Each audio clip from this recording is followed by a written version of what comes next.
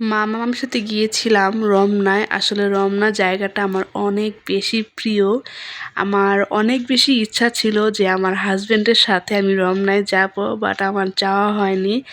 আসলে অনেক short time নিয়ে ও বাংলাদেশে আসছিল, সময় হয়ে ওঠেনি। অনেক অনেক প্রিয় জায়গা আছে, তো ওকে নিয়ে আসলে ওই জায়গাগুলোতে যাওয়া হয়নি। অনেক ঘুরেছি, বাট কিছু কিছু জায়গা আসলে যাব যাব বলে আর যাওয়া হয়নি। আপনারা তো সবাই বুঝবেন, যারা দেশের বাহির থেকে বাংলাদেশে আসেন তারা অবশ্যই অবশ্যই এটা একটু বেশি বুঝবেন যে আসলে শর্ট টাইম নিয়ে মানে সব জায়গায় আসলে যাওয়া যায় না।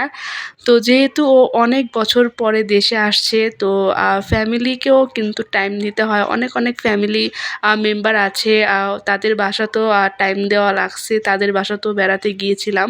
তো সব কিছু মিলিয়ে আর কি সব জায়গাতেই ঘোরা হয়নি, তবে ইনশাল্লাহ সামনের বার যখন আসবে অনেক অনেক শখের জায়গা আছে, সেখানে ওকে নিয়ে যাব ঘুরতে। তো তোমাদের সবার সাথে অবশ্যই অবশ্যই শেয়ার করব।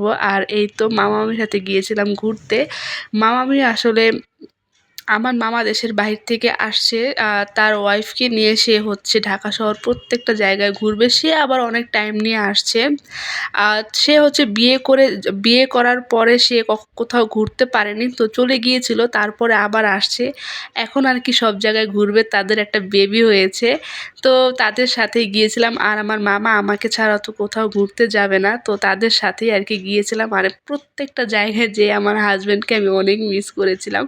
ওকে আমি এমনিতেই অনেক সবসময় মিস করি, বাট এইসব জায়গাতে অনেক বেশি মিস করেছি, কারণ এই জায়গাতে আমার অনেক ইচ্ছা ছিল আর কি ওকে নিয়ে আমি আসবো। তো এই আর কি মামা আর কি মামিকে ফুল কিনে দিয়েছিল, তো ওরা যখন সাইডে গল্প করতেছিল তা আমি একা একা ফুল কিনেছি আর এই তো হাতে লাগালাম। তো ভিডিওটা কেমন লাগলো অবশ্যই কমেন্টে জানিয়ে যাবেন।